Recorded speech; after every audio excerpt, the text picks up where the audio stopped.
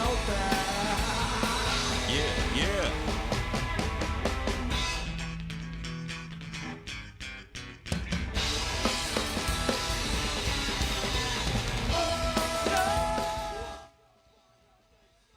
Hey, what up, everybody? How's it going? Enough of the intro. Kill the intro. Had enough. Had enough. I've rocked enough. Rocked enough. Too much rock. Too much goddamn rock. That's called Paco the Bat by the resurgence of Apple Nasty that happened in the early 2000s. Morgan Cox on the vocals, lead vocals and lead guitar. Clint Childers on backup vocals and backup bass guitar, I believe. He played bass in that. And Joel Presley on the drums. Rocking the motherfucking house down live at Audi's in Fresno. Tore it up. Tore it the fuck up. That's actually a double song, man. They play, well, back when they were still a band, they used to open with Paco the Bat and Passive Aggressive Me. Both really great songs.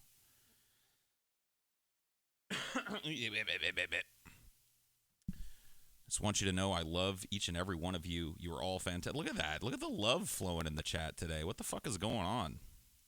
What happened? What the fuck happened? Out of curiosity, I looked up how much the Garbage Pail Kids soundtrack would be. Cheapest copy is $100 vinyl. Fuck that. Fuck that. I wouldn't pay 50 cents for the soundtrack to that fucking film. Somebody is dreaming, thinking they're going to get $100 for that. Rare or no, there's a reason it's rare, you know? And it's not because it was great and forgotten. Like a lot of rare things. A lot of rare music. What's up with fake Sagan nowadays? Fucking you tell me. He pretty much retreated into obscurity after I shit on his face. He just didn't have it anymore, dude. He didn't have what it took to play the man's game anymore. The ponage game was just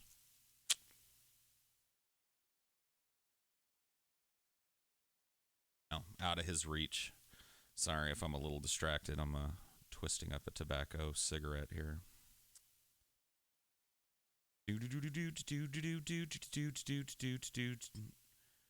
I don't think Kawhi's coming in here. If he does, it'll be under an alt and nobody will ever know it's Kawhi cost. I'm fine with that. Really, what you take from somebody when you ban them, you know, when they're like that, when they're a semi-prominent fucking member of the community, people know who they are, they've been around a while. Really, all you're taking from them is their status in the community. You know, if he wants to be a patron, there's nothing stopping him from just creating another Patreon and becoming one. If he wants to participate in Highdeology, there's nothing stopping him from creating another account. But he just doesn't get to be Kawaii Cost anymore. Not around here. That's his payment for being a two-faced piece of shit.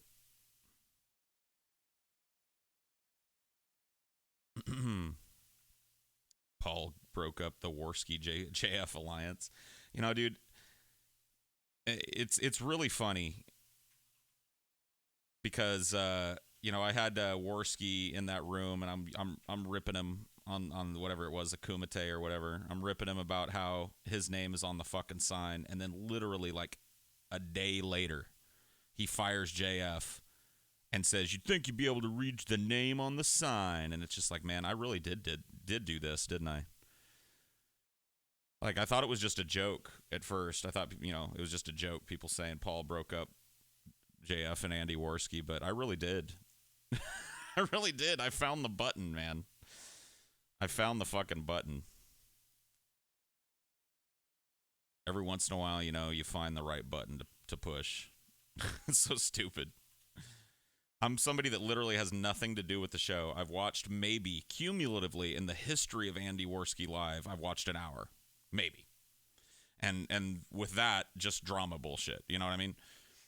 And I come in and say the exact thing that needed to be said to just destroy it all. I actually did JF a favor, though, I think.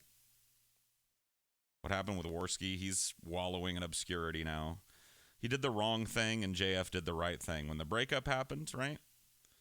Worski decided, you know what? I'm going to take some time off and get my head straight, figure out what I want to do with the show.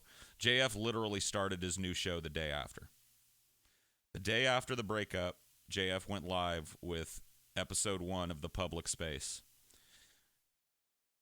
And, you know, that was just the smart move. People moved over to that. People stopped watching Worski while he was, quote-unquote, taking a break to figure out what he was going to do. And by the time that he came back, you know, 75% of his audience had absconded. Shut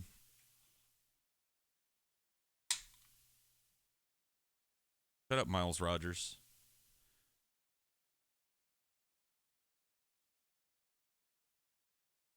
Les places publiques. Les places publiques.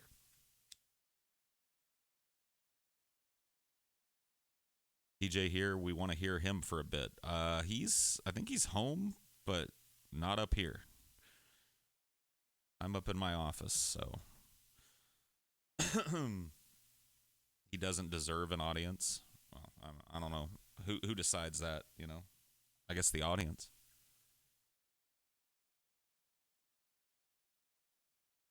TJ will also always do as he pleases. Always. TJ's writing. Yeah, I don't know if that's true. I know if he is writing, he's not doing it in his office where he usually writes, because I poked my head in there when I was downstairs and didn't see him. So he might be writing on his laptop in his bedroom, or napping, or he might be out. I don't know. He might not even be in the house. He and I don't really keep tabs on each other's comings and goings, although I'm way easier to keep tabs on because I don't have any goings. Not really. Preferred melee weapon? I'd like to think that if I was, lived in a time where melee weapons were the primary mode of self-defense and shit, and I could pick, whichever one I wanted to learn, some blunt weapon, like a mace. A big two-handed mace or something. I've always liked that. There's like one that's like a big two-handed mace, and it's got a grip down at the bottom, then it's kind of a long skinny pole, and it's got a big bulb on the top, like a big fucking giant metal bulb at the top. Something like that, man. Just something brutally heavy and huge, just knock somebody into fucking next week with, man. Yeah, two-handed rock not a flail. Nah. A flail, as I understand it, is like you got your handle and you got a chain, and then on the end of the chain is like a ball or a heavy weight. What I'm talking about is like one big piece. It's got the iron bar coming up from the grip, and then it terminates at a giant bulb of metal at the top. Big round ball. Yeah. Yeah, dude. Yeah. I'd have fun with that. I know I would.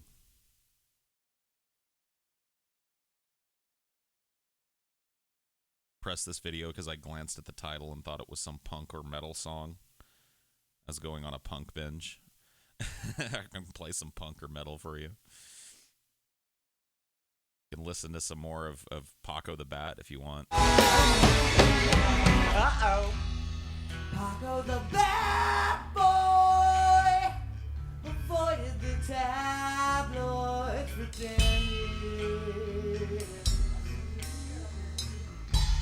Until they finally got him. Paco the Bat Boy became the eighth wonder of the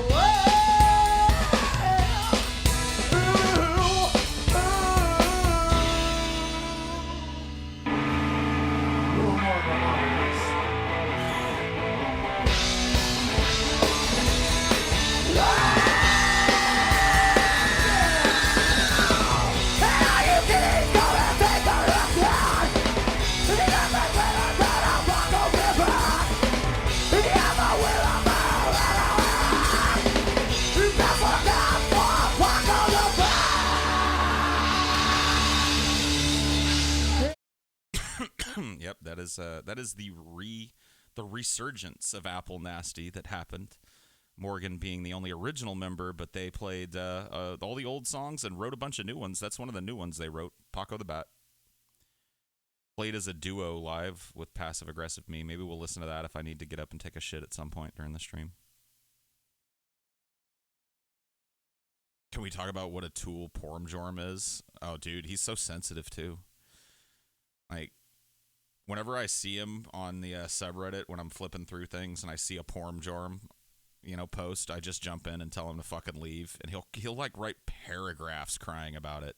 He thinks we have a thing. That's the funniest thing. He'll be like, I have this thing with Paul's ego that goes back a while. I'm not sure what it is. And I'm just like, there's no thing. You're just a fucking douchebag, and I don't like you.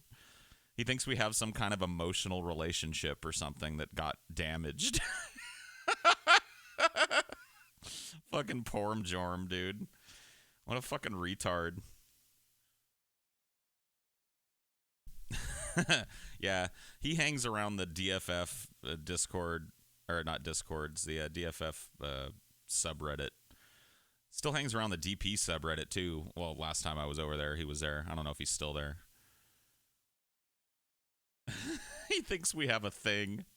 Like, I've seen him make posts. I think he actually made a post on the DP subreddit that somebody linked me to one time just to show me how off the rails he's gotten. Where he's talking about over there, he's like shit talking me over on the DP subreddit, and he's like, yeah, Paul's gone completely off the rails. Like, I think something broke in him psychologically. He and I used to have a pretty good rapport, but now it's just like I can't even get in a word in edgewise. He just hates me. I'm just like, oh my God, dude, you think we had something that we never had, dude? Like, you are assuming something that you just never had, bro. It never existed.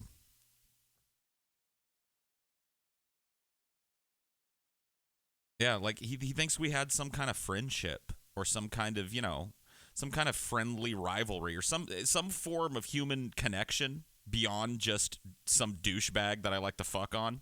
He thinks we had that. I think it's because when he first told us that he was going to release the Manatee tapes, I was like, yeah, Pormjorm's a hero. Maybe he took that to heart. Because when the tapes didn't show up, I started treating him like a piece of shit. And he's like, but Paul, what about what we had, bro? What about what we had?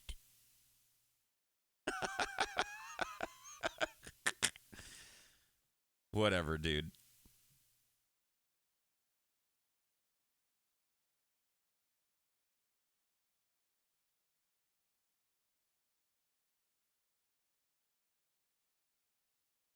You see yourself as a millennial? Is the generation too broad? Here's what I know. I've heard from alternate sources that I am either right on the cusp of a millennial, so the transitional year between millennial and Generation X, or that I'm right at the end of Generation X and on the cusp of Generation Y. So, who knows, dude? I don't know what these generations mean. I don't really identify with the millennial generation, although I will tell you this. I have expanded my, like, affinity for that generation pretty massively because my girlfriend is from that generation. She listens to a lot of music from that generation. I've been exposed mostly through her to a bunch of music from that generation that I like. So, I have a foot in the door at least. I can appreciate some of the fruits of the millennial generation. I haven't gotten so old yet that I'm sitting on my porch and chasing the kids off my lawn. Totally. But I don't get it. I don't 100% get it. The millennial generation is way more sensitive than mine was. Whatever my generation was way less sensitive. I mean, we had our complainers, we had our bleeding hearts, we had our people that were prone to cry about every goddamn thing, but we were kind of a tough generation when it came to emotional problems, and emotional responses. We were tough. We liked to fuck on each other. We codified it and made it a game. It was my generation that took ragging on one another and really codified the rules of it. and made it a real game. Like, we made it a TV show. We monetized that shit, you know? And this current generation, like, I can't even remember what the name. Well, there was a show on MTV. I think it was called Snap. I can't remember what the fuck it was called, but it was like a game show where the idea was to fuck on the other guy. Like, you'd put two people against one another, and whoever fucked on the other guy better won. That type of show would never exist today because, like, everybody would watch it. All of the millennials would watch it and feel like the people insulting each other were talking about them and get really, really angry and triggered and start a fucking tweet campaign against the show, and it would be canceled. Yeah, Kenny versus Spenny, another TV show that would never fucking fly today. It's just like that the room for that type of TV show, Jackass. Not that, that's a huge loss, but it's the same thing. Shows that don't really account for people's feelings. Shows that delight and revel in embarrassing people and making fun of people and laughing at others' expenses. Those shows don't exist anymore. They just don't.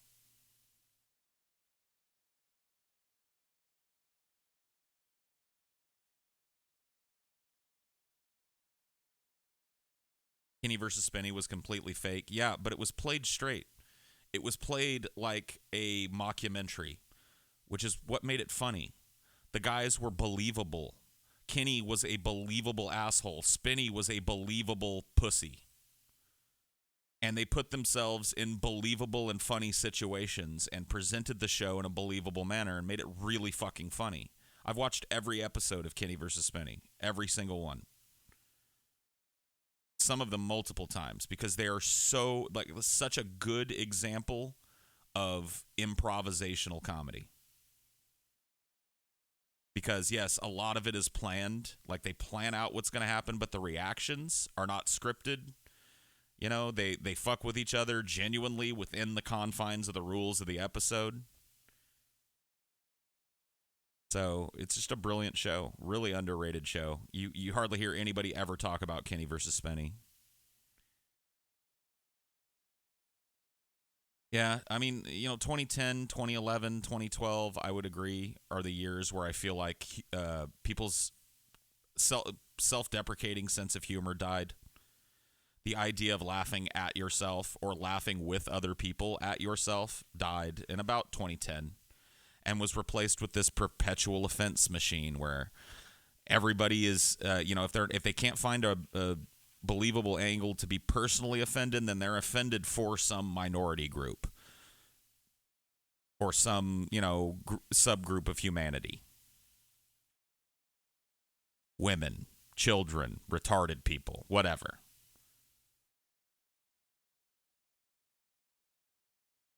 I mean, yeah, it was long before that sentiment was, that sentiment was there when I was born in 1980. There were people, Tipper Gore was, a big crusader against violence in music or lyrics in music and shit, so I'm not telling you that this idea has started in 2010. I'm saying it took over in 2010. It actually won. It was background radiation before that. There was a group of people, the moral majority. They were always trying to take everything that was cool and edgy and blame it for all of society's problems and tell us they were going to fix all of society's problems, like poverty, by getting rid of all these evil, satanic, violent video games / movies / record albums. But they weren't winning. They weren't winning the argument until 2010. In 2010, their membership gained critical mass and the moral majority became the majority, the real majority. And now people line up around the block to see who can be the most offended by something someone else has said, usually in jest, not always. But now it's no longer about who can be the funniest or the most acerbic or the wittiest or the quickest like it used to be in my day. Now it's about who can be the most offended, who can do the most witty, snappy call out of somebody who's done something that's offended someone. Fuck that. What a lame evolution in the social order. Fuck, man.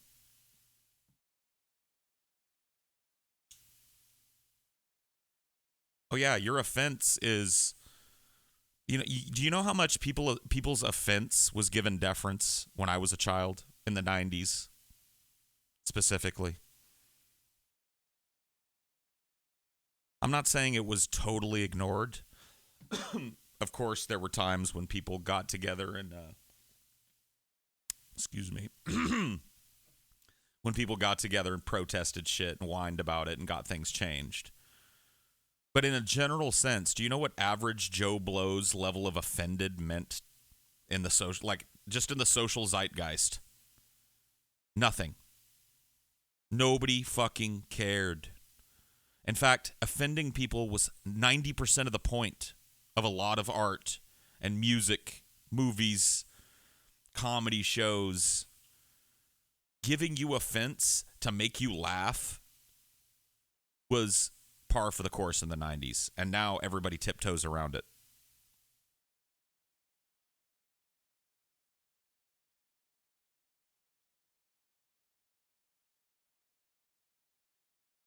Evolution often creates dead ends. I hope this trend of social evolution burns out. I mean, it almost certainly will, under its own weight. I mean, you can see it already. You can see it fraying at the edges already, and it has been for some time, where people that are part of the perpetually offended brigade start targeting one another for lack of a decent target, or start stepping on one another's stupid arbitrary rules and going after one another. Like, once the offense brigade truly starts targeting itself as a primary action, then you know it's dead. And you know some new social order will rise up. Hopefully something a little closer to what it was in the 90s and early 2000s. I feel like it's why there are less good comedians. I mean, it certainly probably plays a role. Certainly, probably. I mean, I don't know for sure. But you'd think, right, that a social policy that's like being offensive is the worst thing you can do would stifle a lot of great comedy, because that's part of, in my opinion, great comedy. Stepping on the toes of the audience.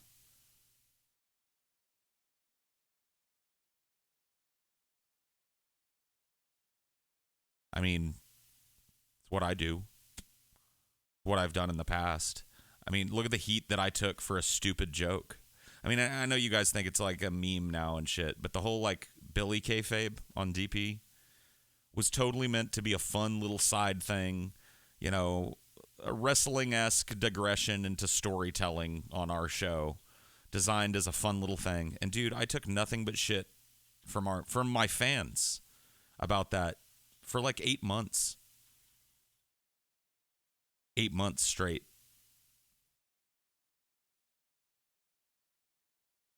And it's just like, man, yeah, this type of comedy doesn't work anymore. Stepping on people's toes, fooling people a little bit, playing with their expectations. Yep, you can't do that anymore. You got to listen. You got to be predictable. No change, no different avenues. You know, it's so easy to get stuck in a rut like that creatively, with audiences as they are now. But luckily, I think there's this kind of growing backlash against that type of thought. And amongst those people, there's an audience to be had for guys like me and TJ and Scotty. There are people out there who don't want people to tiptoe and pussyfoot around a subject because it might offend somebody. They want to hear what people think. So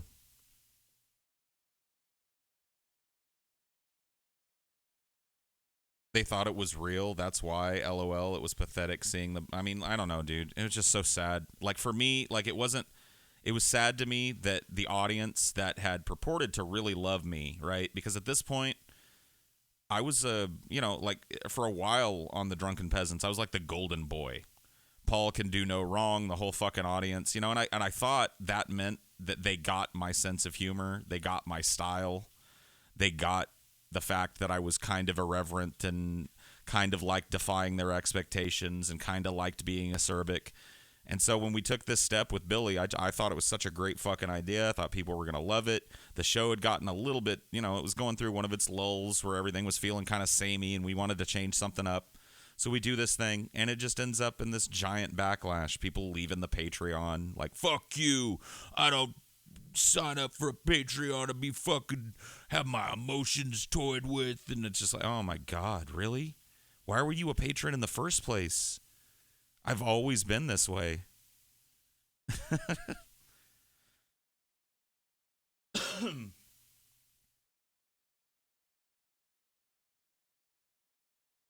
The last remaining pillars of a bygone era, standing strong as a reminder of the glorious age that was. Yeah, I mean, like, shit used to be funny, guys. Shit used to be funny. When I found out that a comedian had put one over on me or something, you know what my reaction was and still is? Oh shit, what a motherfucker. Oh God, I'm so stupid. That's hilarious, dude. He had me totally believing. He had me totally believing it. Dude, what did he do with that black eye? Was it just like oh my God, it must have been like makeup or something. Dude, I bought this. Oh my God, I'm so stupid. That would be my reaction if I were in the audience. And I bought into the Billy fight. I would enjoy it. It would enhance how funny it was for me. As I made all the connections and shit and demystified it and realized that all my fucking assumptions had been wrong about it, I would find it fucking more and more hilarious. And I would find my reaction the funniest thing of all. That's the point of that kind of comedy. Is that when people blow up about it and get all offended and then realize it was a total fucking joke, they're supposed to go, oh my God, you're kidding me. They just, dude, I feel so stupid. That's hilarious. Oh my God. That used to be how people reacted to that type of shit. Not no more. Not no more. Now it's just like, what? You fucking lied to me? I'm not getting paid to get jerked around. Like what?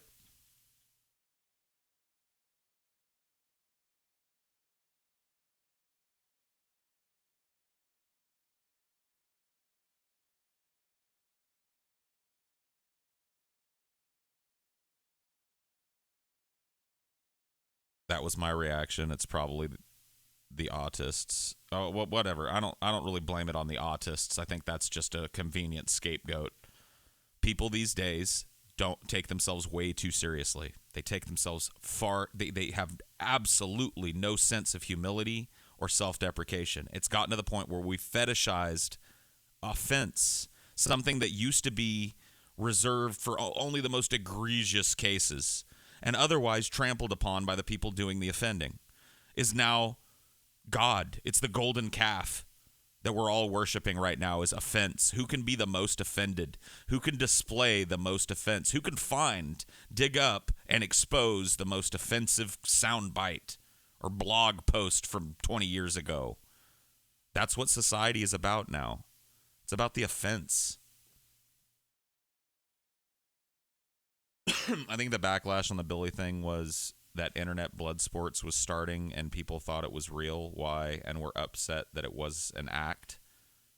I mean, here's the thing though.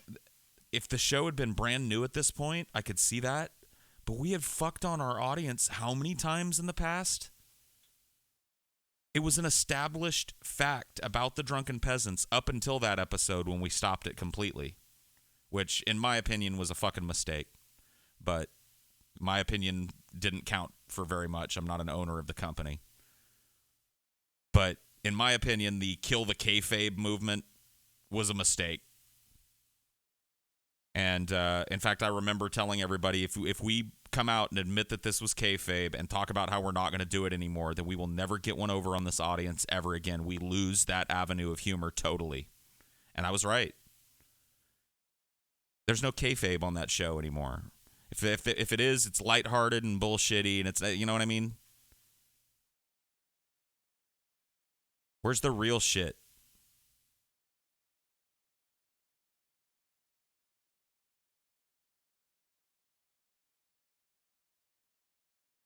So that's why I'm glad I have a new platform. a platform that's willing to play to the strengths of the people that are on the show and willing to take risks with its audience and shit. I mean, we're not looking to drive anybody away.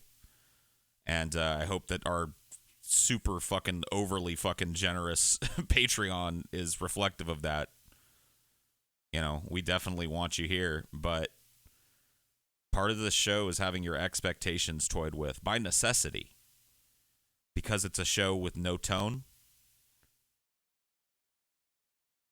we're not going to do what you expect. We don't tell you what we're going to do ahead of time. We don't have recurring segments that you can, I mean, we might have recurring blocks, but you don't get to know. And those blocks are always changing too. The way that we do them, there's nothing set in stone. Every show is its own thing, which means that none of you can know what to expect, which means that those of you that are here either understand that, right? Especially the patrons. They either understand that or we haven't defied their expectations enough yet.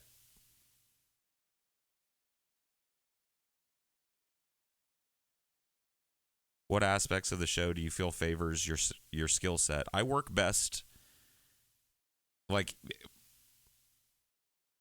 that's a good question, and I don't want to give you a wrong answer. So let me formulate my answer correctly here. Let me kick back, relax, and max for a spell on that one, but I will answer you. I don't know why DP had such a cancerous fan base. Oh, whatever. You get what you reap what you sow to a certain extent. So the aspects of Deep Fat Fried. So I see myself as a performer that works best in the moment. I know how to be a scripted performer, and in fact often do. But I have a facility for improvisational comedy and improvisational acting.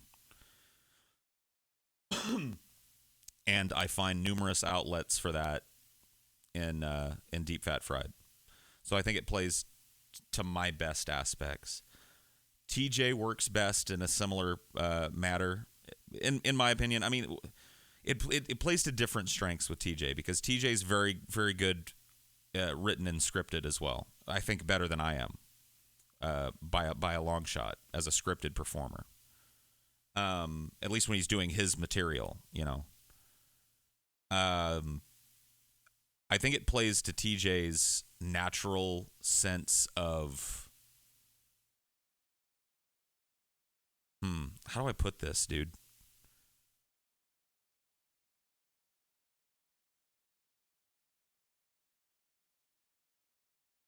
Yeah, it's a tough thing to encapsulate.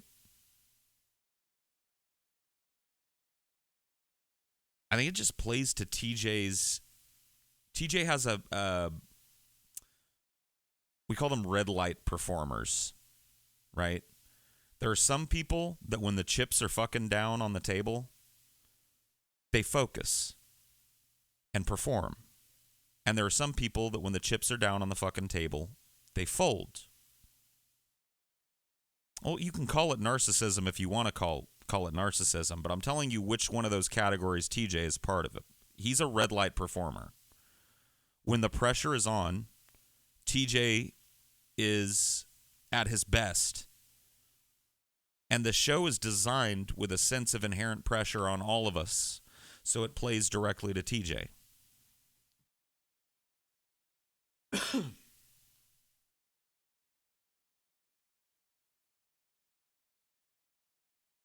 And Scotty is best as an agent of chaos. Scotty's the Joker.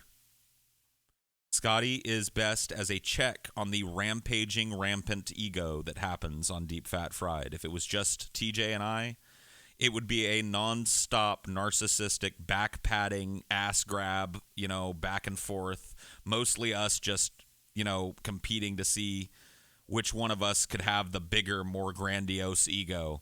Scotty is the balance. Yes, the wild card.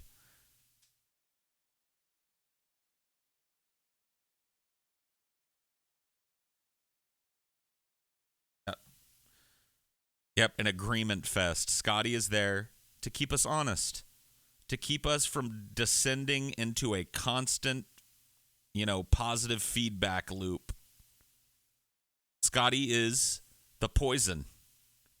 He's the poison pill. He's that one jelly bean in the bag of Jelly Bellies that tastes like a fart. He's in there to keep you honest, man.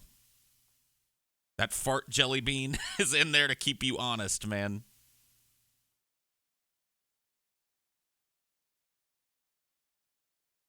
There's a good reason why Scotty doesn't do his own show.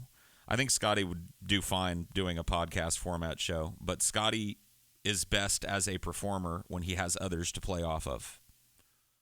I'm the same way, I think.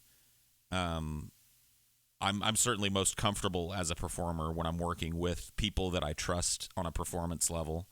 And I've got 3 years now straight of performance experience with these dudes in various capacities. So there's a lot of trust.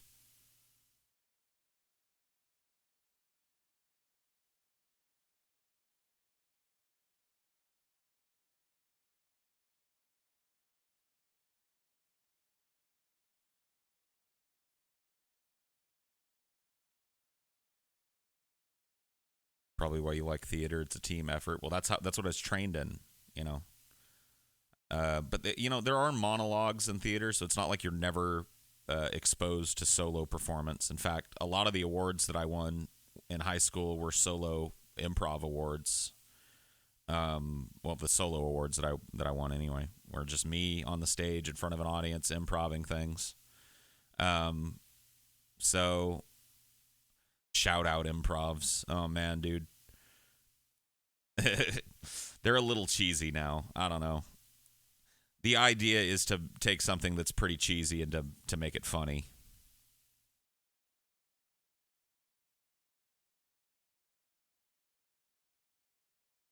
A legit thespian. I don't know about that. I've acted in a lot of community level theater, high school theater. I don't really know that qualifies me as a legitimate thespian. College level theater, yeah.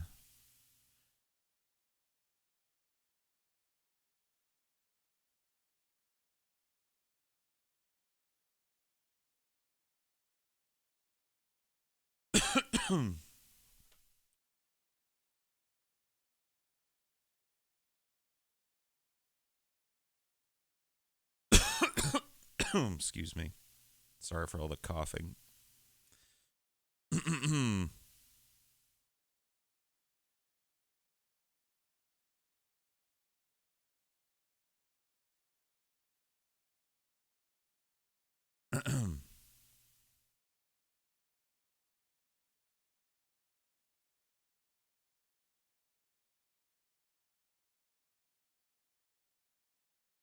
Paul, are you a lullaby singing elf? If so, can you sing me a lullaby and play your flute, King Paul? Oh my goodness.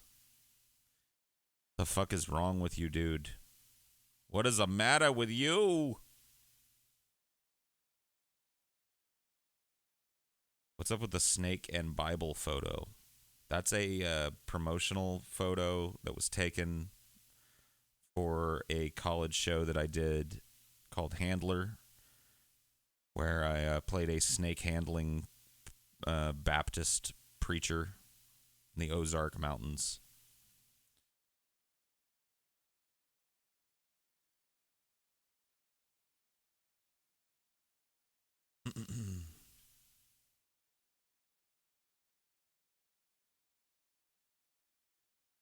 Can you show us your awards? They're probably all in a box at my mom's pad. So when I visit my mom, which may happen shortly, maybe she'll, if there's somewhere easily that she can get to, I'll show you all my theater trophies and bullshit, medals, stupid little plaques and shit. She's probably got, like I said, most of that squirreled away somewhere.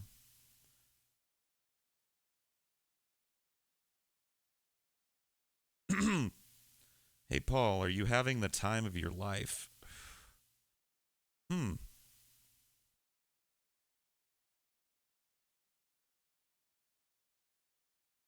You know what? I kind of am. I kind of am. I'm I'm doing something that I really really love, and I'm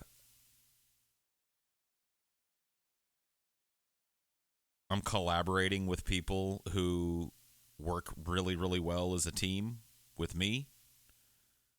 I'm in love. I've got a cute little dog. The future looks pretty bright for me as long as I don't keel over from a, giant heart attack, which, may happen any second.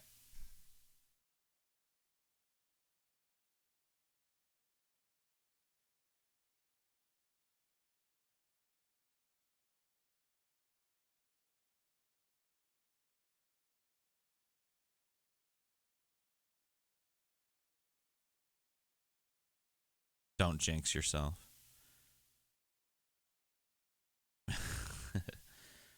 Hail His Majesty, hail His Majesty, hail His Majesty the Sun. Feeling palps? Nah, I ain't got no palps, man. No palpitationes. But, bad tickers on both sides of my family. My uh, granddad on my mom's side died of a massive heart attack. My mom's mom died of cancer. My dad's mom died of cancer. And my dad's dad killed himself, but not before he had two giant heart attacks that he somehow survived. So, yeah, I'm pretty fucked, guys. Tick tock, tick tock. Good that I'm losing weight. That can walk back some of the problems, but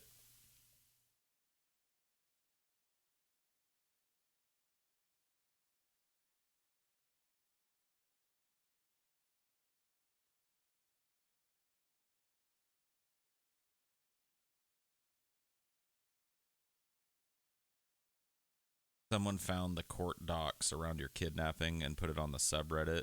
Have you seen them before? Wow, really? That's crazy. Let me take a look.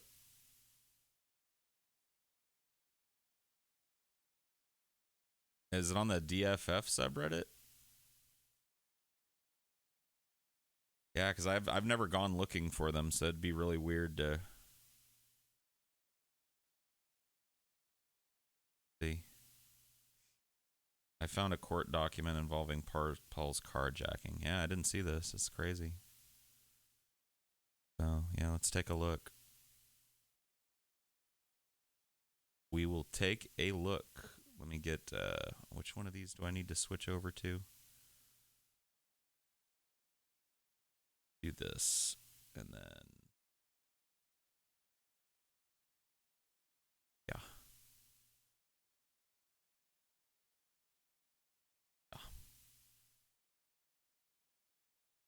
And I can do.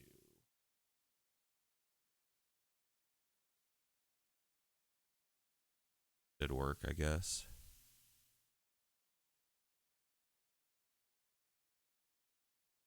Okay. Can I zoom here a little? This is a PDF, so assuming I've got a zoom option. Yeah, here we go. All right. So this is, yeah. So this is definitely whatever. I'm not going to blur his name out. It's a publicly available document, and I'm involved. So it's a state prisoner proceeding with a pro se with petition for writ of habeas corpus.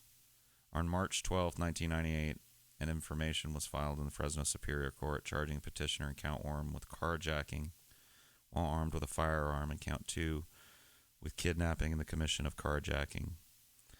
In count 3 with evading a police officer while driving recklessly, and in count 4 with resisting arrest. Yep.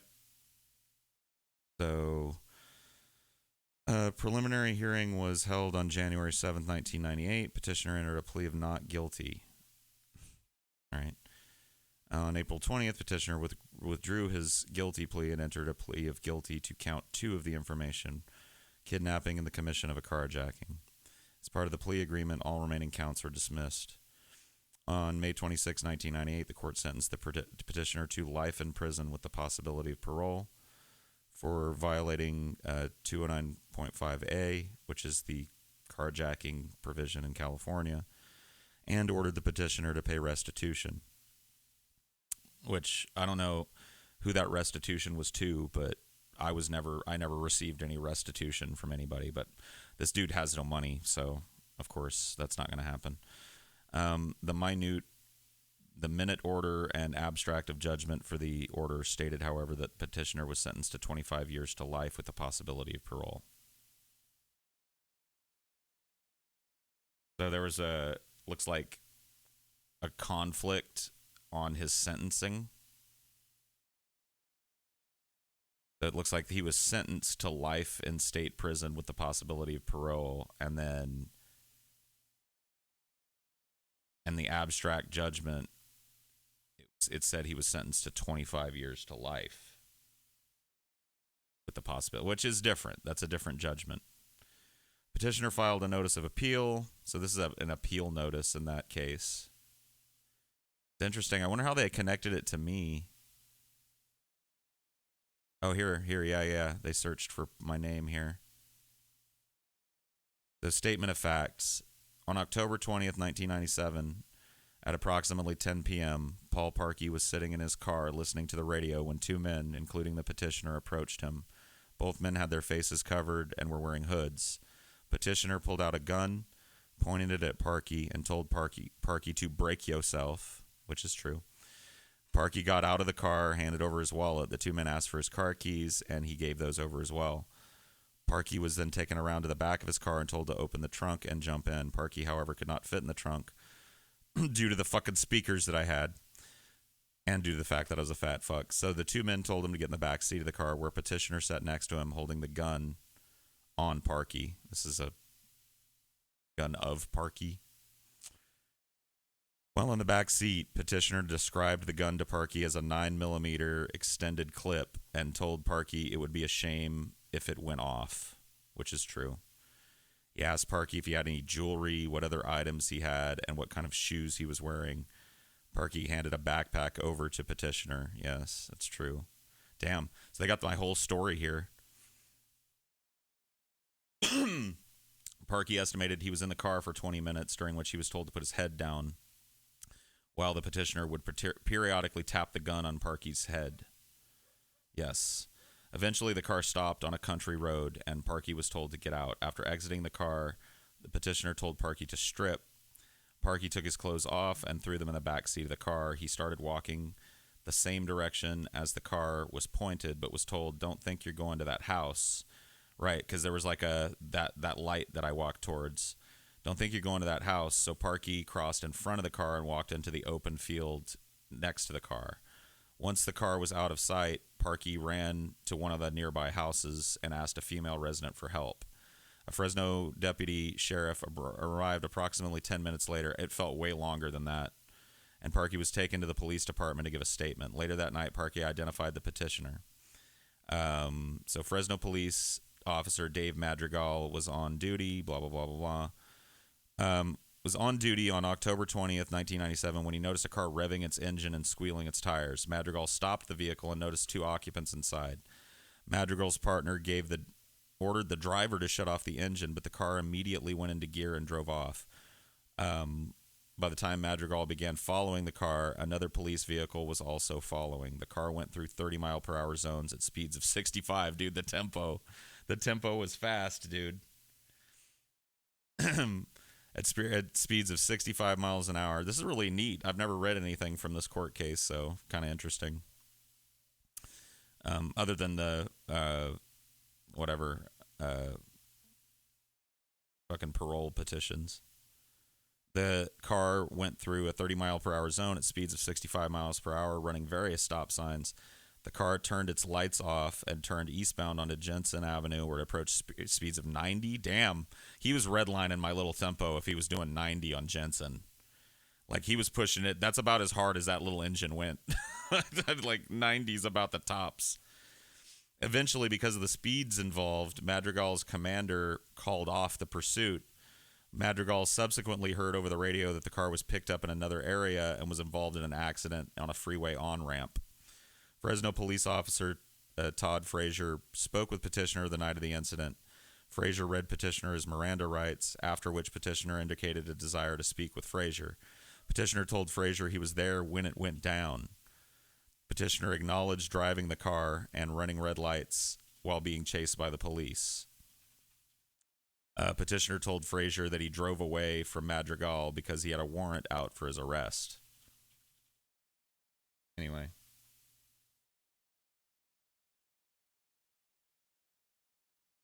My mom got the parole petitions. I never, I never had any, I just said the only exposure I've had to any court documents was those.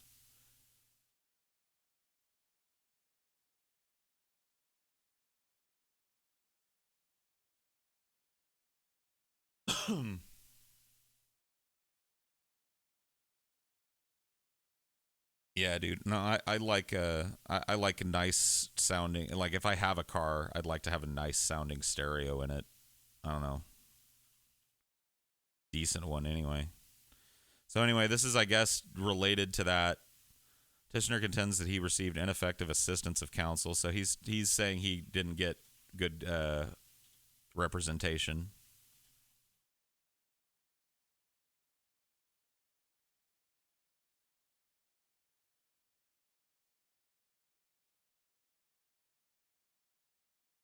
Very strange. Yeah, so none of this legal jockeying, like because I was a minor at the time of this happening, none of this legal jockeying involves me. I was never called back to retestify or any fucking thing. I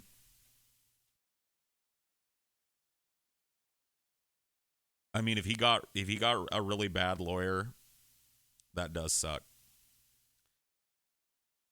That does suck, and I hope that he gets made well on that. But yeah, that's kind of crazy. Kind of crazy to see that shit.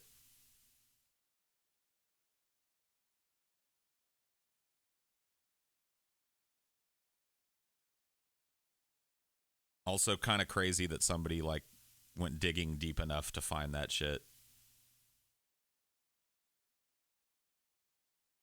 I was looking it up. Somebody asked if I had it memorized earlier, and I was going to do a dramatic reading of it for you guys, but I got caught up talking about something. I really like the speech, so I was going to read it.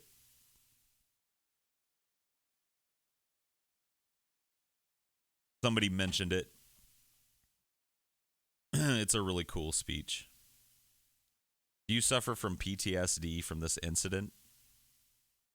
Yes. I think the guy deserved exactly what he got. Well, he also deserved to have proper counsel, and if he didn't, I hope, like I said, he gets made well on that. Just because he did what he did doesn't mean that he wasn't, you know, he has the same like expectation of reliable fucking counsel as anybody else.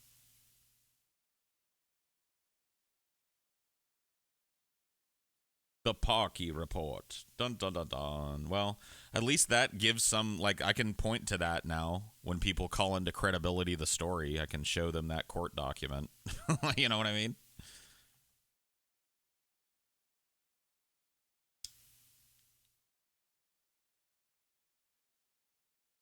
Nah, this story is still BS.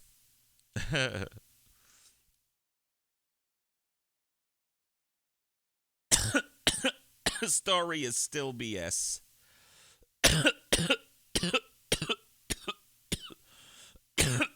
Excuse fucking me. I forged that document. Yeah, I forged it and filed it.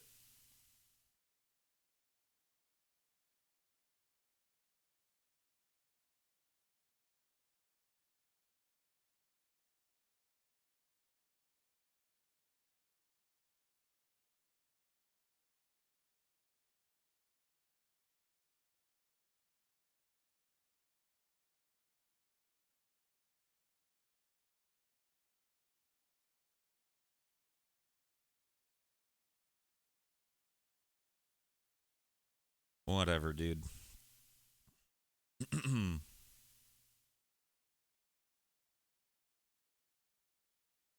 Crazy story, and how that petitioner is probably still in prison. Yeah, I mean, it looks like a pretty recent. I don't know. I don't know how recent that document was, but it looked relatively recent. So yeah, who knows?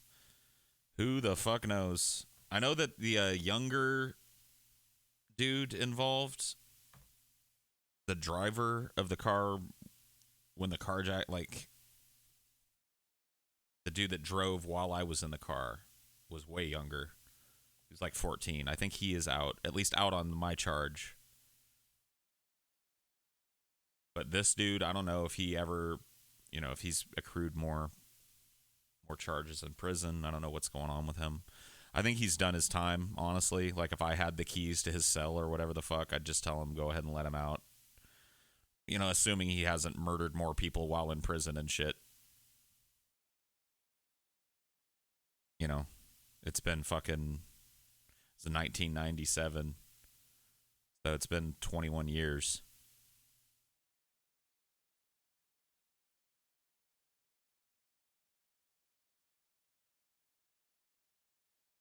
I was worried they were going to rape me pretty much the whole way there. Like, the whole way they had, that was one of the worries that was in the back of my head. Like, they were going to take me out in the middle of nowhere so they could rape me and shit. So, it's fucked up, man. There's a lot of shit about this that, like, when you talk to people about it, they laugh out of kind of nervousness, because it's like a position you if you've never been in that position, you can't really understand it.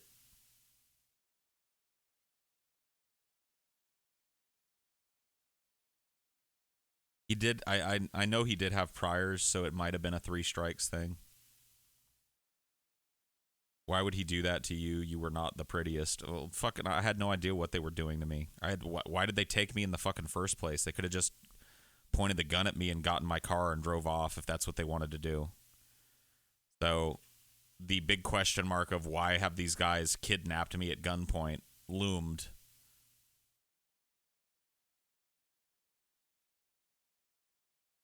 Well, California has super high penalties for carjacking because it was a crime that was basically born here, or not here, born in California.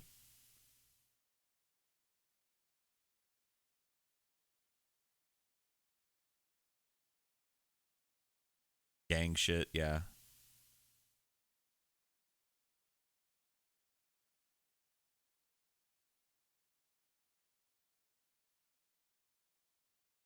Did you think to fight back? Did you come close to doing it? I considered my options, but if you read that document, that's exactly how it went down.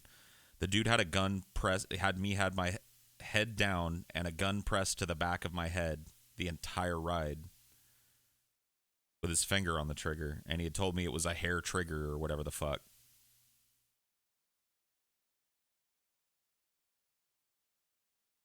He'd already told me that, like, he could hit a bump and it would go off or some shit. So what kind of fight back do you do at that point when a dude could just blow your fucking face off? You know?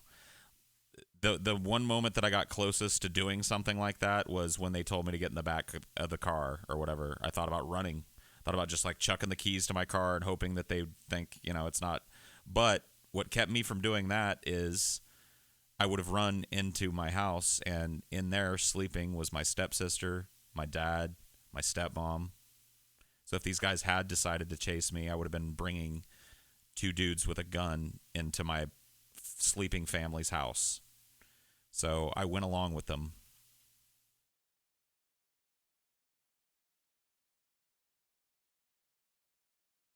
But, if I had done that, there was a really good chance that I would have gotten shot directly in the back as I ran away anyway. So,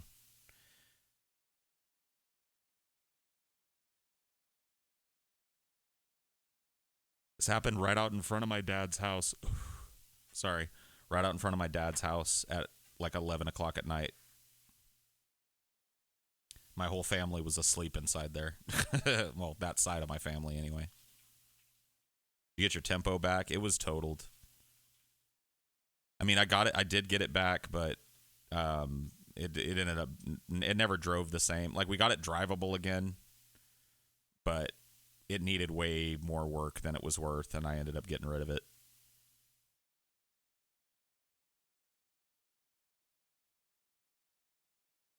It was a really weird moment around that when the Tempo was drivable again. My mom brought it to me at school and dropped it off, and it was clean. It was like so clean in there, and she was like, "I cleaned it out," and I was like, "Oh, thanks, Mom." She was like, "Yeah." She's like, "I just didn't want any of the smell of those guys being in here." I was like, "Oh, Mom, come on."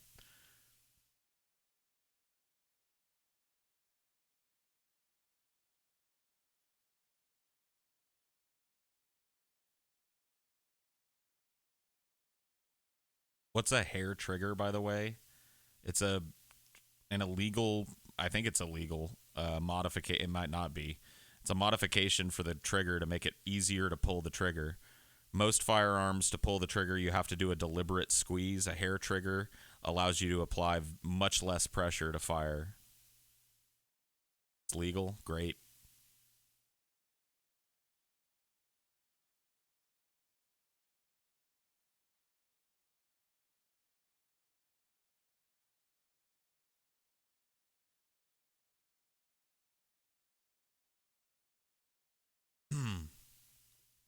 Why would you want that? Seems like it'd make them more accident prone. It just makes them easier to fire in a pinch. What's your favorite assault rifle? I like the M92X Defender.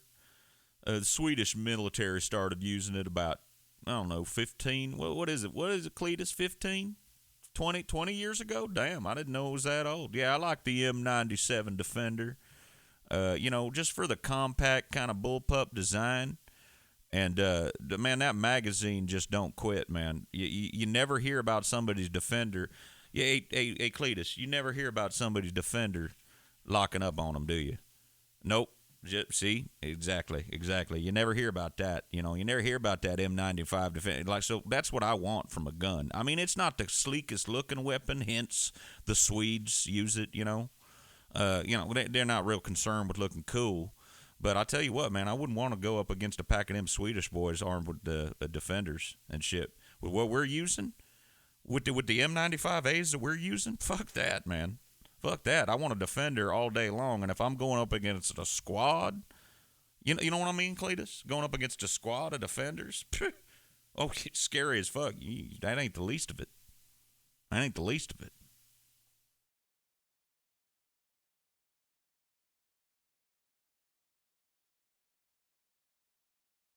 Air triggers are not legal in Cali. Well, there you go. See, according to most gun nuts, if you had a gun, you would have instantly turned into Jason Bourne. Yeah, if I would have had a gun, there's a good chance I would have gotten shot.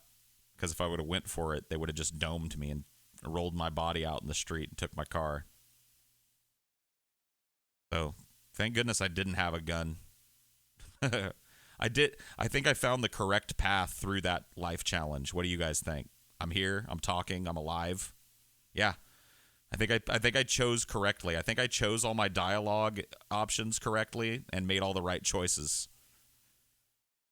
I think that when the fight back and try and get the gun option came up on screen, the fact that I ignored it was probably the correct choice.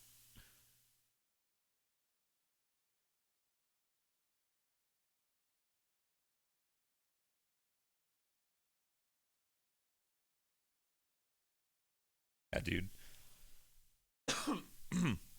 I should have somebody make a video game like that Detroit game, like a choice based game or whatever.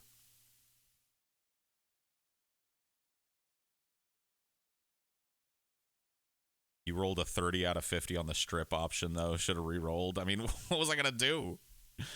What was I gonna do, dude?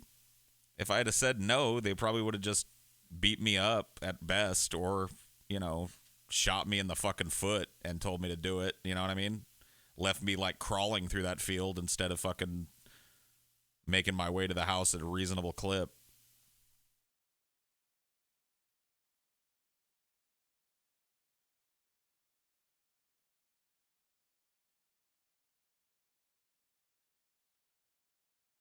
Hey, Paul, many of my close friends are wanting to join the Marines. How do I discourage them from doing so? You don't. You can't. People are going to do whatever the fuck they want to do. It ain't your job to, like, mold their life into something that you know, fucking want it to be. If they're all gung-ho for the goddamn Marines, hey, look, somebody's got to go do it. Your friends are those somebodies. Hoorah.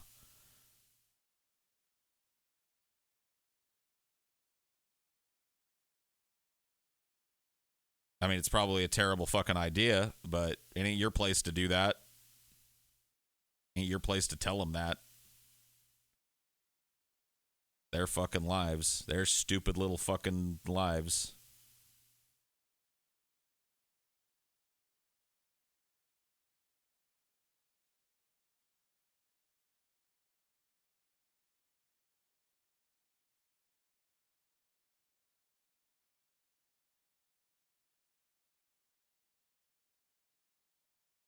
I do not get why they made you strip. It was cold. It was October. So I think they thought it would take me longer to get where I was going and make it harder. Maybe I would be reluctant if I was naked to look for help, and it would be they would have a lot of time before anybody even knew the crime had happened. That's that's my best guess. Could have it could have just been like, bullying. They could have just wanted to make fun of me, you know, or humiliate me further.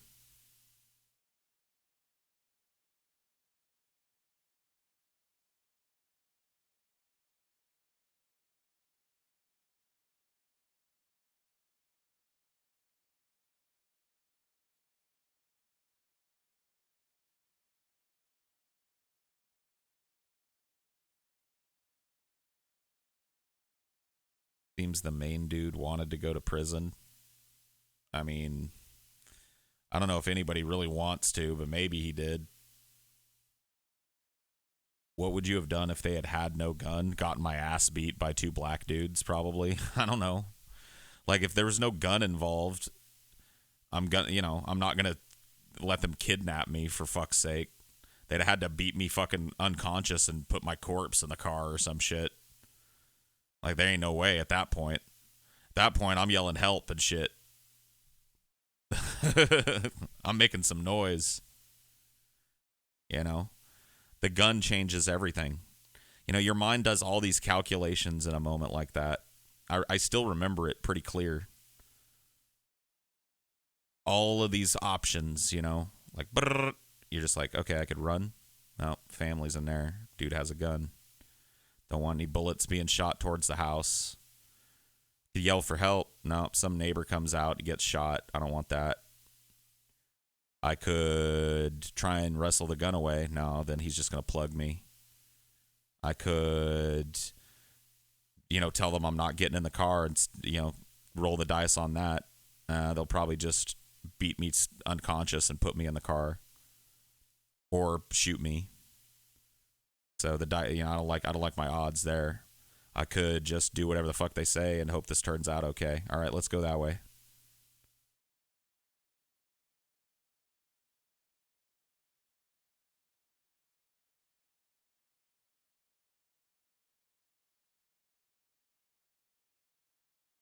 What if you had a tongue gun? That's whole different. That's a whole different story, dude. If I had a tongue gun, would have went along with it. When they told me to get out of the car, I would have acted like I normally did, scared and compliant. And then when I opened the trunk, when they were looking at the fucking speakers in there, dude, that's when I would have went shredded them both. Because there was a moment they were both looking at the spoils, dude. Dude, if Gorilla was there, I wouldn't be here to tell the tale, and neither would those two guys. Gorilla don't fuck around. Do you think that's a part of why you're so anti-gun? Let me think. Do I think that the fact that two minors were able to get their hands on a fucking gun and come and rob me and strip me naked and dump me in the middle of a field in the middle of October, do I think that that has a fucking influence on how I feel about how easy it is for people to get their hands on fucking guns. I don't know. I'll have to really think about it.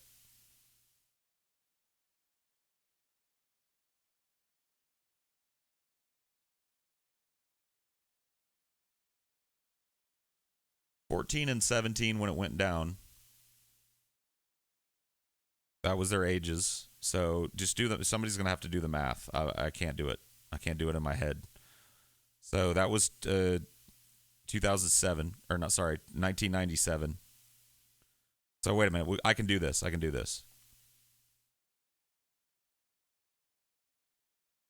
Oh yeah, they're more than grown now. So okay, so if they were 14 in 1997, so the dude was 14, he would have been 24 in 2007, and he would have been 34 in 2017.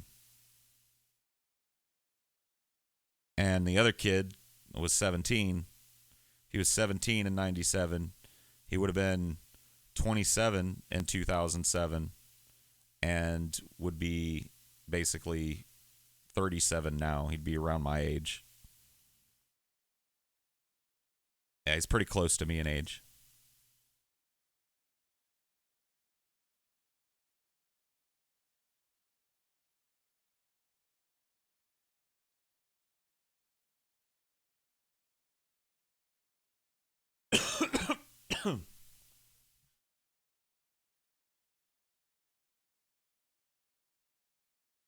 You are lucky to get out alive. I don't think luck has a goddamn thing to do with it. I think I was smart.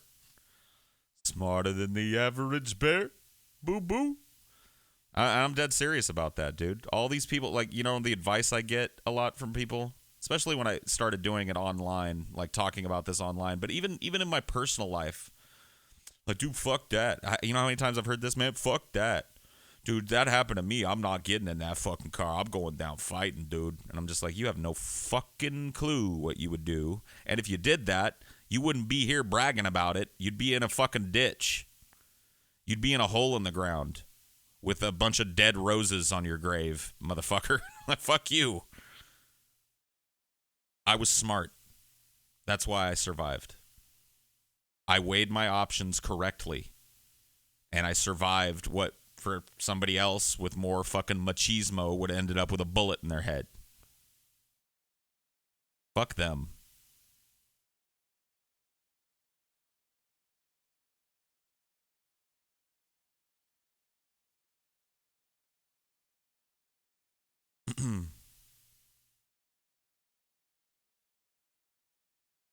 Oh yeah, dude. I hear the, yeah, man. I bet you wish you'd had a gun, huh? I'm like, actually, no. What? Why not, man? You could have just fucking, like, when you saw him coming up, could have just grabbed it. And I was like, I didn't see him coming up. Number one, I didn't see him until they had the gun to my fucking head through the glass of my fucking driver's side window. I didn't even see him. Number two, if I had gone for my gun, I'd be a dead fuck. Not an alive fuck here talking to you. I'd have gotten plugged right there in the street. And then those two dudes would have my car and my gun so they could go shoot somebody you love. Stupid fucks. I'm glad I didn't have a gun. And I'm glad that even if I had a gun, that I would have been stupid enough to go for it. Macho bullshit.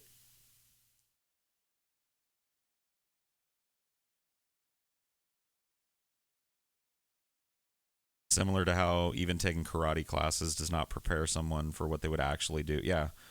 Like, hypothetical is hypothetical. You can hypothesize all day long, but till you've had a gun in your face, don't talk to me. Till you've been threatened with a gun to your face, don't even talk to me about what you would do, because you have no idea. You might piss your fucking pants. You might start crying. You might pass out. You have no fucking clue. I didn't do any of those things. I just complied. Kept my mouth shut. Didn't respond to any of the insults and taunts and bullshit. And they trust me, they were trying to get a reason to hate me. I think they were planning on plugging my fucking ass out there. They taunted and insulted me the whole fucking drive. Yeah. They were trying to give them a reason to fucking shoot my ass, and I didn't.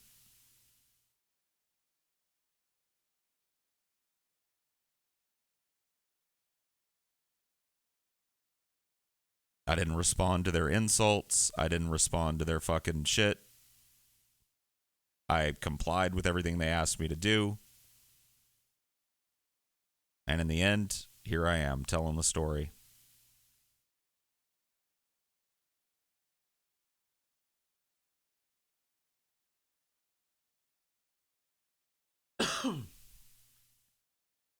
Had guns pulled on me multiple times growing up. I always played it cautious. You're totally on point, Paul. I mean, that's just like, you don't understand. Like, I think if you get reckless when somebody pulls a gun and has it leveled at you, you just don't understand what you're fucking going up against. You don't respect it. A gun can just end your fucking life like that. No joke. And they don't even have to shoot you in the head. They could gut shoot you and fucking, blow up your gallbladder or some shit. You just die of septic shock before they could ever get you on the fucking operating table. A gun ends you. You respect that. You respect that if you want to live, if you want to survive it. You want to be a big man or whatever, or go out in a blaze of glory, then by all means try and get that gun away. You're going to die before you ever get a hand on it. It ain't like the movies, man. Life ain't like that. Nobody's a fucking ninja that's going to snatch that gun out of the dude's hand and point it at him before he can even react. You're not Jason fucking Bourne, man. I disarmed them both. No. You're going to die if you go for that gun.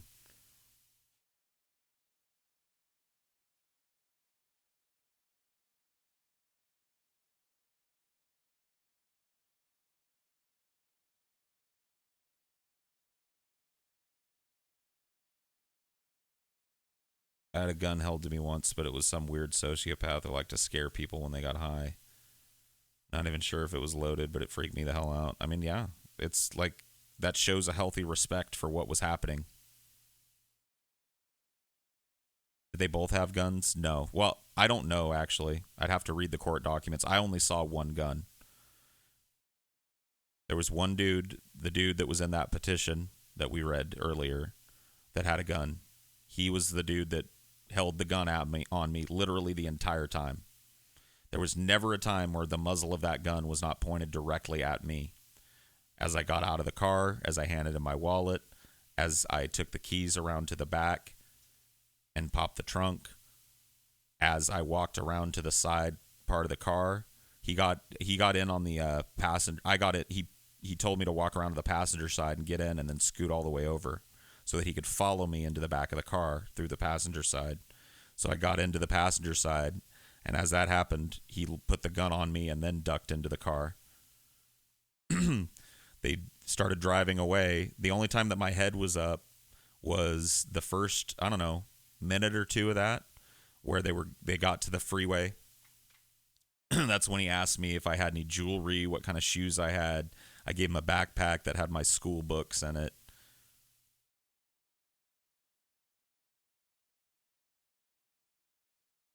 And then he told me to put my head down the whole time that, he was asking me this shit. He never took the gun off me. And then he told me to put my head down. I did, and he put the gun right at the base of my skull. And that's where it stood until they stopped and told me to get out.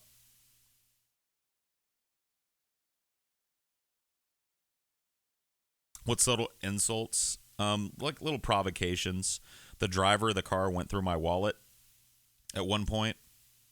Or the dude that had the gun on me. I don't know who went through it, but they found my my driver's license that had my mom's address on it, because when I got my license, I was living with her. So they were like, "Oh man," it's like, so you that wasn't your house that you was at, huh? So this is where you stay at, huh? And they were like, "If you say anything, you talk to the cops or something, we're gonna go to that address. We're gonna go to that address. How do you feel about that? In fact, we might just shoot your ass and go to that address anyway." And my response was always, "Look, please don't go and fuck with my family. I'll do whatever you guys want." They're like, all right, well, we'll do whatever we fucking want, but it's good that we have this, though. We're keeping this. We're keeping this. So there was that. There were no racial insults. They did bitch to me about how poor I was. They were like, man, you ain't got shit up in here, you broke-ass motherfucker. You ain't got shit up in this motherfucking car. You ain't got nothing, man. Goddamn bullshit. So, I don't remember any racial motive. Robbery. Carjacking. Like, obviously. They were asking me if I had jewelry and money and cash, and they wanted my wallet. They wanted my car. They wanted my shoes. They wanted my stereo. They were robbing me. Like, is there any other motive needed there? Yeah. I mean, I didn't say it at the time, but a good comeback to that, if I'd have wanted to get drilled, would have been like, you thought I was rich driving a fucking 1981 Ford Tempo? Are you retarded? Oh, wait, you're carjacking somebody driving a Tempo. I shouldn't ask that. I don't have to ask that. You are fucking retarded. This car is fucking worth less than the gun you're robbing me with. Wait, they were caught? Of course. Get out of here. Go watch the rest of the stream if you're not up to date on this.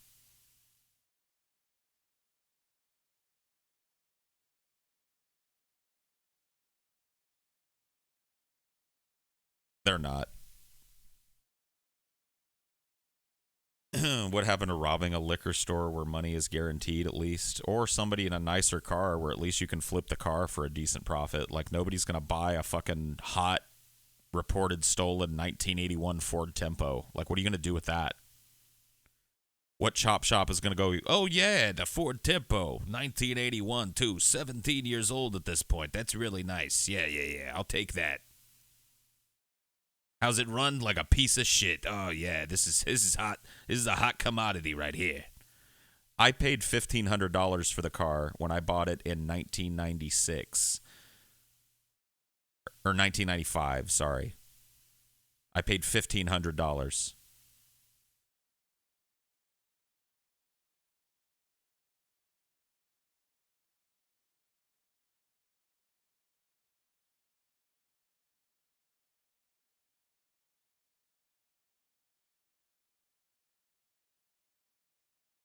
Paul's absolutely correct about what he said. Take it from a combat soldier. If he had a gun on him at all, I promise we wouldn't be listening to Highdeology right now.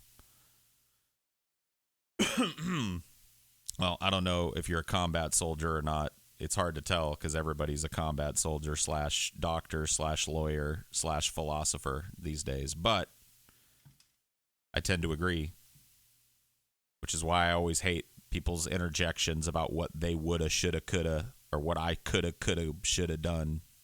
Fuck them. I did the right thing because I'm alive. I survived it. And I survived it without doing something that got my family hurt or got anybody else in the world hurt. I was the only one that suffered the slings and arrows, and I managed my way through it. I didn't involve anybody. I didn't yell for help. I didn't bring some fucking neighbor running out to get shot in the middle of his fucking yard. I didn't run into my house and get my family killed or hurt or involved in any way in this horrible fucking shit. I found my own path through like a man and walked out the other side.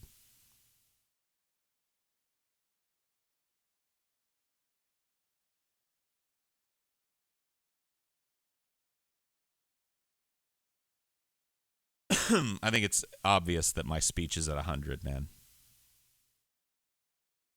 You shown bravery just by not panicking and doing something stupid. Nah. That's the pussy way. I would have fought those guys. Oh, you know what I would have done if that little fucking jigaboo had stuck that gun in my face? You know what I would have done? I'd have looked at him for a second and then snatched that fucking gun out of his hand and fucking blew his melon off. And then I would have fucking plugged his friend too, just for good measure. Oh, ooh, ooh.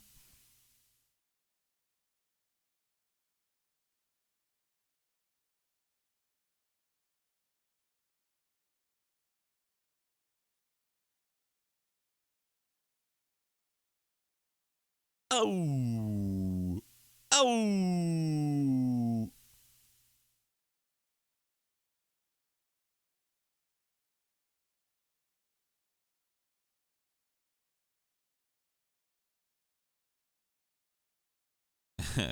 Yeah, cue Sopranos theme. What gang were they in? I have fucking no idea, dude. I don't know if they even were in a gang. They might have just been a couple of punks. Just because they were doing gang shit doesn't mean they were actually involved in gang shit. I don't know. Like I said, that court document there is the first one that I've actually read as an adult.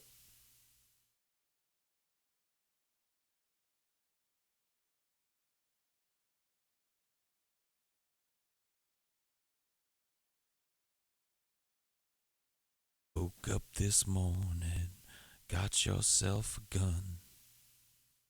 Mama always said you'd be the chosen one.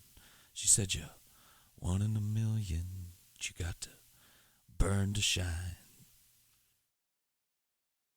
I have not yet finished. I'm about a quarter of the way through season 6. I'm taking my time, man, because it's been so brilliant so far. I don't want it to end. I don't. I want one more season, please, please. No, it's so good, so good that I'm glad that the last season is like double the length. It's almost like 2 seasons in one.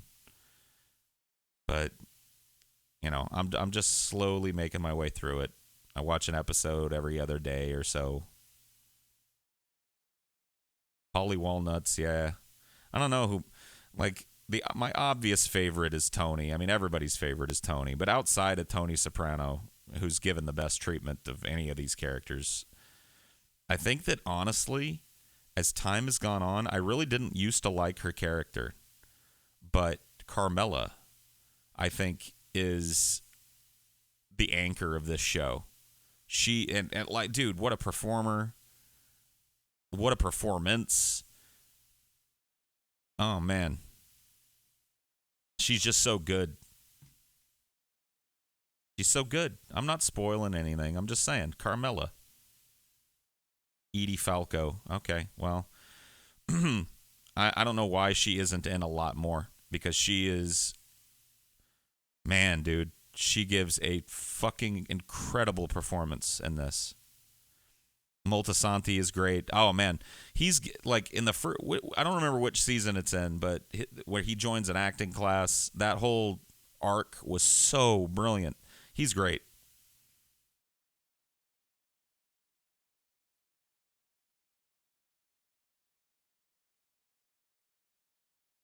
But yeah, I mean, the supporting cast in this is really like there's nobody in it that's who's really like become a great character too. Who at first I thought was just kind of a douchey nothing. Johnny fucking Sacks, dude. Johnny Sacks with his ever present cigarette. I love him. I mean, I love them all though. Janice is great.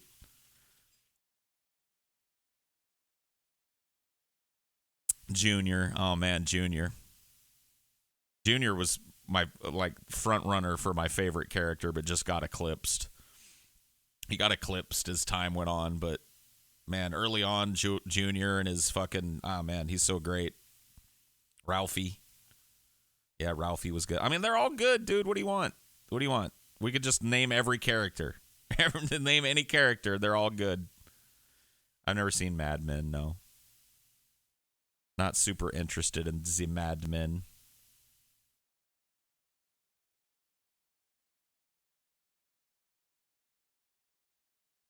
I think both of the kids did a really good job. It's really cool to that they actually grew up in time with the show, so their characters get to change. I think they were good throughout. The kid characters. Meadow is Meadow's pretty hot in the later seasons. You know what I mean? You get my drift.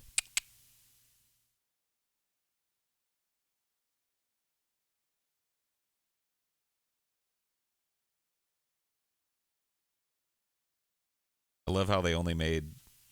No, no, no. See, I ain't gonna do any fucking. We ain't doing spoilers, man. We need to do with spoilers. Whatever, dude. Hey, look her up, Ashley, and tell me I'm wrong.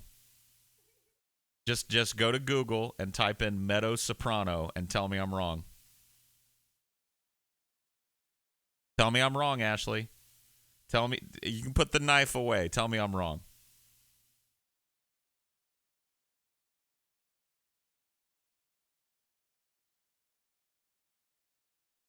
Yep, see? Agreement. Agreement.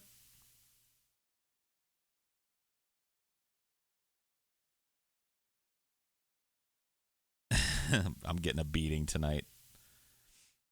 Have you ever heard anything weird? No, I don't care. I don't want to hear anything about the goddamn ending. I swear. You know what? Let's stop talking about the goddamn Sopranos. In fact, I'm just going to end this. It's been an hour and a half.